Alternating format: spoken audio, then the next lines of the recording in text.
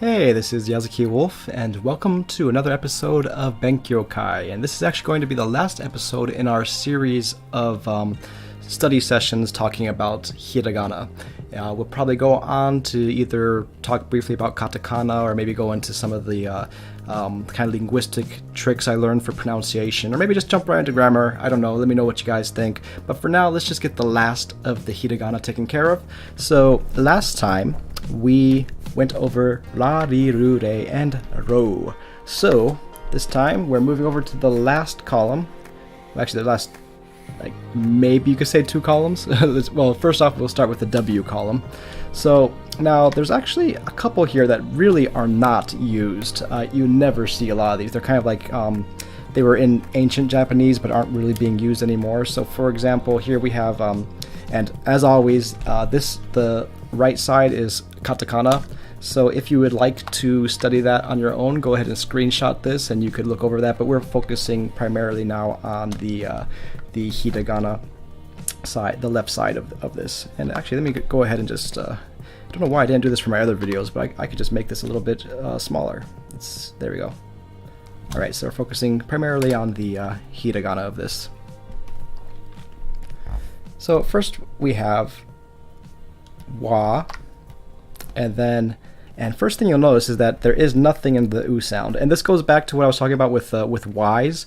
The Japanese w also is not the same as an English w. So for example, here with wa, wa, I mean, you could pronounce this the same as an English w, but the real roots of the language and how probably most Japanese are speaking, they aren't actually saying wa. They're saying u with an a. So it's u plus a. So it's ua, wa.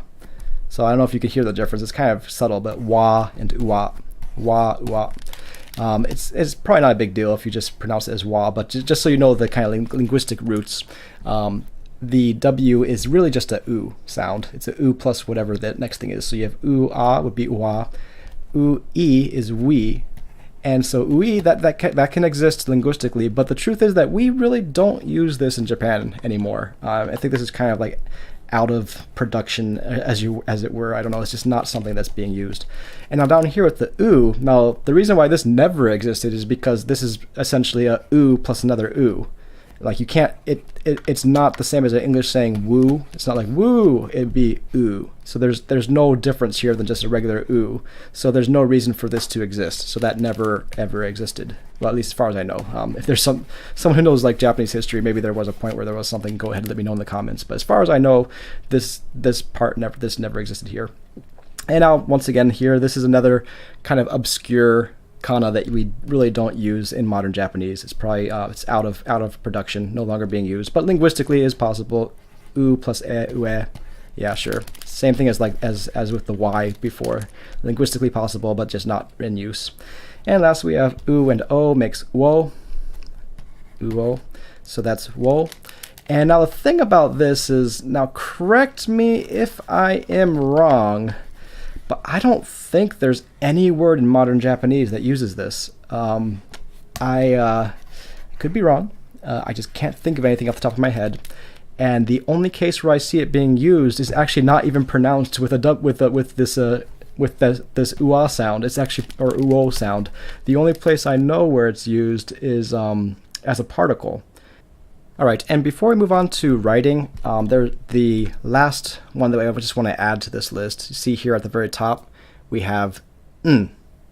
So I'm just going to add this at the bottom. We have n, and it's just an n sound. There's no vowel sound attached to it, and I think it's the only letter or kana in Japanese that actually doesn't have any vowel sound. It's just the consonant n, and it usually ends. It usually will come at the end of a word. I think there's obscure cases where you can make argument for it coming at the beginning, but there, once again, it's sort of like the above wo, is that they aren't things that are used in standard modern Japanese. So let's go ahead and write these. From the top, we have watashi, and this is we've done this type of stroke a lot. Like we had re, and we had ne. And this time we're just it's kind of like ne, but without the like piggly stroke at the end. So wa. Let me write it a little bit cleaner. So stroke 1, and then stroke 2. wa. Right, and then we can skip these three because they aren't being used. And then we have o. O is 1, 2, and then 3. So once again, just to write a little bit cleaner, 1, 2, 2, and then 3. And once again, I don't have the cleanest writing, but you get the general stroke order. And the last one, n, is just one stroke altogether. It goes down, and then it kind of comes up. It's sort of like an English H, but kind of just stretched sideways and kind of loop more like calligraphic. Anyways, that is n. And now for examples of these actually being used in words. This is a very basic word that's taken us a long time to finally get to. But we have, first off on our list, watashi. Watashi, which means I. And I'll go ahead and hit two of these at once. Watashi no, which means my. And as you can see here, it's the same kanji on this side. It's just that one has the no and the other one doesn't. So no, it's basically like you could think of it as an apostrophe s. It's a possessive. So it's when you put that next to something, it means that it's like it's turning into possessive. So I turns into my, and you would turn into yours. Like anata no would be your, kare no would be his. You know, it's kare is he, kare no is his, anata is you, anata no would be yours. It's just it's just making it possessive, and it also shows relationships between vowels and whatnot. But we'll get to grammar in the future. So for examples of how that can be used, we see watashi mo ikitai desu. And you may remember this. It was one of our earlier lessons, but we have ikitai, which means want to go. And then watashi mo, mo means also. So I also want to go. Watashi mo ikitai desu. If you're just saying I want to go, you probably wouldn't even add the watashi to it, because I may have mentioned this before, but in Japanese they generally drop anything that can be dropped and can just be inferred. So if you were just saying I want to go, you'd say ikitai desu. But if you say there's a whole bunch of people that are going somewhere and and you want to stress that you also want to go, watashi mo means also. So watashi mo ikitai desu, like I want to go too. And then for a possessive form, kore wa watashi no ichiban suki na manga desu. So kore is another thing I've used in a lot of examples. You may have picked it up already, but kore means this.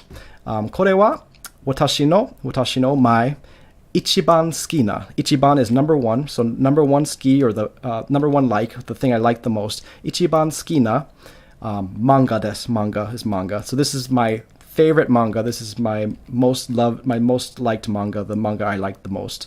So kore wa watashi no ichiban suki na manga desu. Osusume desu. I recommend it. Yep. And when we get to grammar, we'll go into like kore, sore, are, and what the difference between all those are. But for now, moving on to our next example. So as I said with O, I looked into this a little bit more, and I could see that there's people talking about examples of ways that this could have been used in words before. So like here we have things like wo to me, and let me make that a little bit bigger so you can see.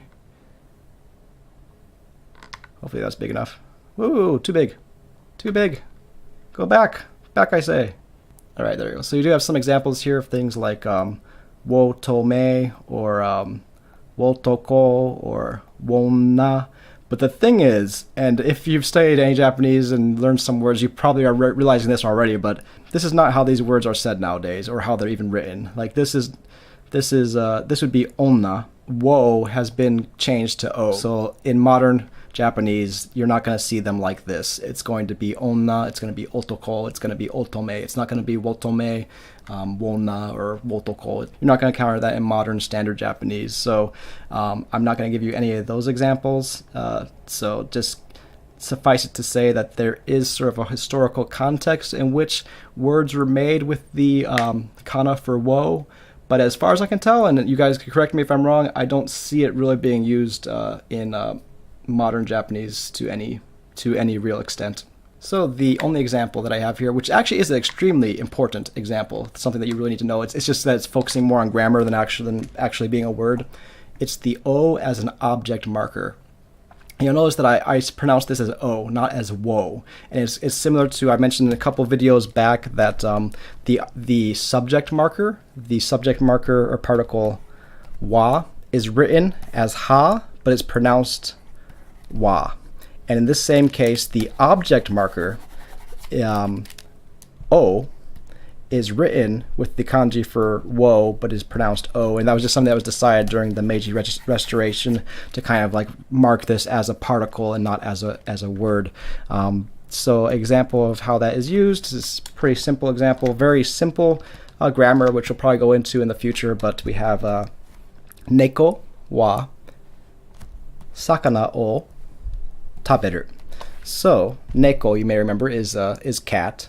So the cat is marked by this wa here. This is the wa, and that wa is telling us that neko is the subject, because wa is a subject marker.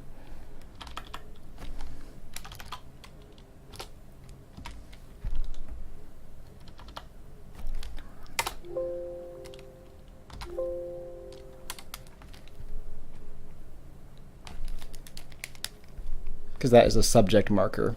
And then we have sakana, and then here we have the o that we're talking about here, and o is an object marker. So that's telling us that the sakana that was before it is the object, and then taberu is the verb. So in Japanese we go subject, object, verb, which is different than English, which English goes subject, verb, object. So in English we would say the cat ate or eats fish.